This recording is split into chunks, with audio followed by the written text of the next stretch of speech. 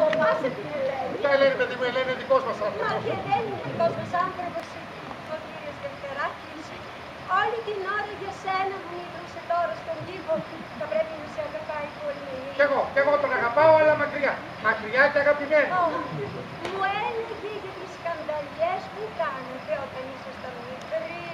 Τι σκανδαλιές κάναμε όταν ήμασταν μικροί? Δεν της έλεγα που βλέπαμε τα μούρα από του παπά τον κήπο. Από του παπά τον κήπο? Δεν είναι μεταναστικό μου. Δεν είναι μεταναστικό μου.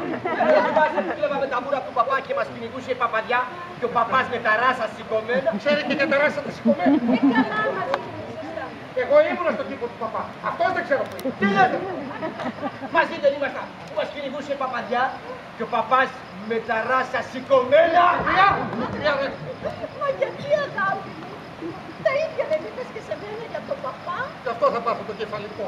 Ρε Θοδωρή, γιατί τρέπεσαι που κλέβαμε τα μούρα. Μα εδώ παιδιά ήμασταν.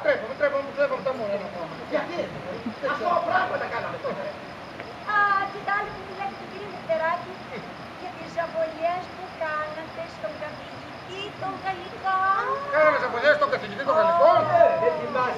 Δεν θυμάσαι που βάζαμε τις καρπίτσες στην καρέκλα του καθηγητή και πήγαινε ο καθηγητής να κάτσει πάνω στην καρέκλα και με τα γόνα θα πήρα μου ζάμε έτσι.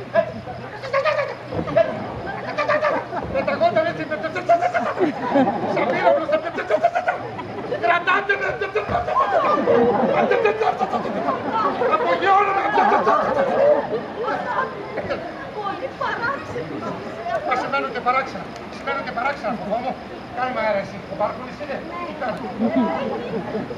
Πάμε στην κουζίνα να φτιάξουμε μερικά μεζεδάκια ελευμασόκια. Μας καλέ, κάτσε εδώ. Θέλω να φτιάξουμε μερικά μεζεδάκια.